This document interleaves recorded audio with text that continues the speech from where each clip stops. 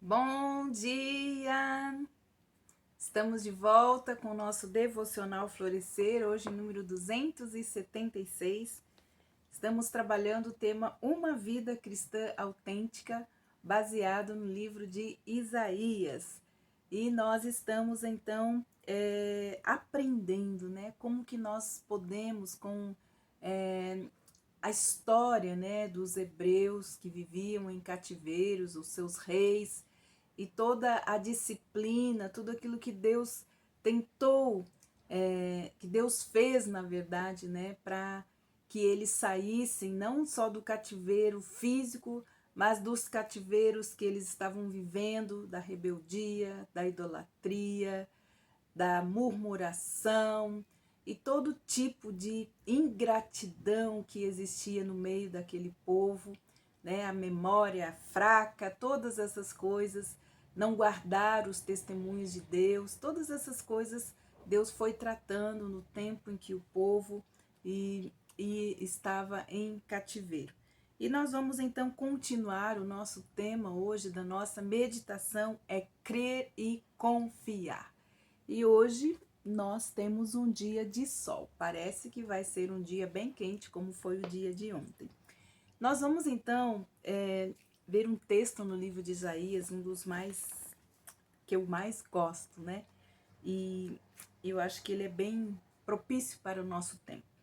Isaías, capítulo 64, versículo 4, diz assim: Porque desde a antiguidade não se ouviu, nem com ouvidos se percebeu, e nem com os olhos se viu Deus além de ti, que trabalha para aquele que neles espera. Porque desde a antiguidade não se ouviu, nem ouvido se percebeu, nem com os olhos se viu um Deus além de ti, que opera em favor daquele que por ele espera. E o apóstolo Paulo, ele então reedita este texto lá em 1 Coríntios, capítulo 2, versículo 9, ele diz assim: As coisas que os olhos não viram, nem os ouvidos ouviram, nem penetraram o coração do homem, são as que Deus preparou para os que o amam. Paulo acrescentou, né, aquilo que o Senhor tem preparado para nós ou para os que creem. Tem uma tradução que fala, em vez de o amam, aqueles que creem nele. Deus, ele quer fazer em nossas vidas aquilo que a nossa mente nunca concebeu. São as áreas de cativeiro onde muitas vezes estamos presos é que nos impedem de viver a verdade desses dois textos. E é o que nós estamos tratando aqui. Como vivos e como vimos, como um cristão é mantido então em cativeiro por qualquer coisa que o impeça de viver a vida abundante e as promessas que Deus tem na sua palavra, uma vida abundante, efetiva, cheia do Espírito que Deus planejou para cada um de nós. Um relacionamento íntimo de amor com Deus, com o Pai, com o seu Filho. Mas como nós podemos desfrutar, então, deste benefício do nosso relacionamento de aliança com Deus por meio de Jesus Cristo? Deus quer que nós desfrutemos dos benefícios de sermos seus filhos. Em Isaías, capítulo 43, versículo 10, nós temos um outro texto maravilhoso. Isaías 43, versículo 10, nos diz assim: Vós sois minhas testemunhas, diz o Senhor, o meu servo a quem escolhi, para que o saibais e me creais e entendais que sou eu mesmo e que antes de mim Deus algum se formou, depois de mim não haverá. Eu sou o Senhor e fora de mim não há salvação. Não há salvação fora do nosso Deus. Então ele diz: vós sois as minhas testemunhas, diz o Senhor, o meu servo a quem eu escolhi, para que saibais que e creais e entendais que eu sou o mesmo. Deus nos escolheu especificamente para que pudéssemos conhecê-lo, diz aqui. Você é meu testemunha, que eu te chamei, porque eu quero que você me conheça. Eu quero que você creia em mim. E conhecer e crer nele é entender o que ele é e quem ele é. E ele ainda fala: eu sou o Senhor. E você precisa entender que fora de mim não há salvação.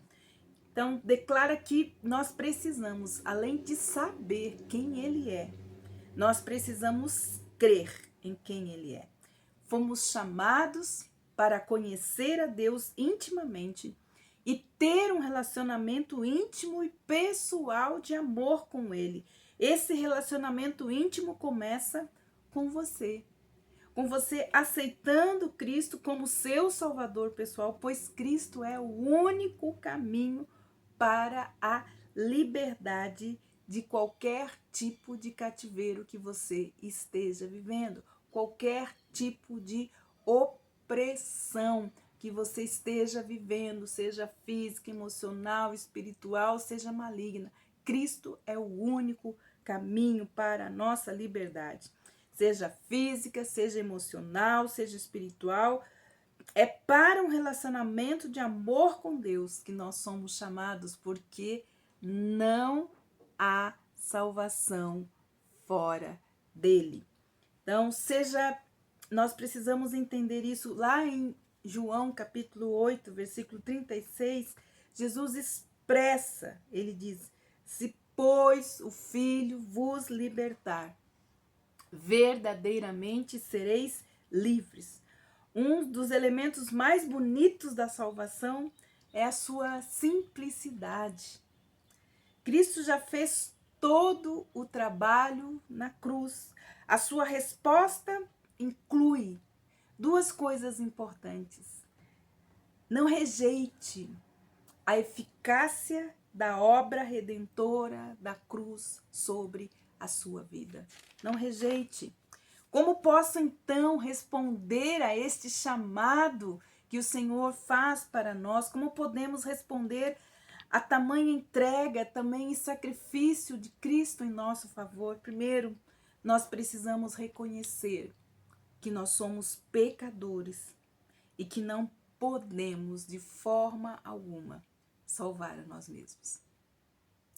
A segunda resposta que nós podemos dar àquilo que Jesus Cristo fez na cruz por nós é reconhecer que Jesus Cristo é o Filho de Deus e que ele é o único que pode nos salvar. Ele é o único que pode nos libertar. Terceira coisa que nós precisamos entender é crer que a crucificação e a morte de Cristo foram pelos meus pecados pessoais. A quarta coisa, ou a quarta resposta que nós podemos dar àquilo que Cristo fez por nós, é darmos a Ele a nossa vida e pedir que Ele seja o nosso Salvador, mas também o nosso Senhor. Isaías 43:10 nos diz que Deus não somente deseja que nós o conheçamos, mas também que creiamos nele. Não basta apenas saber sobre Deus, não basta apenas estudar sobre Deus.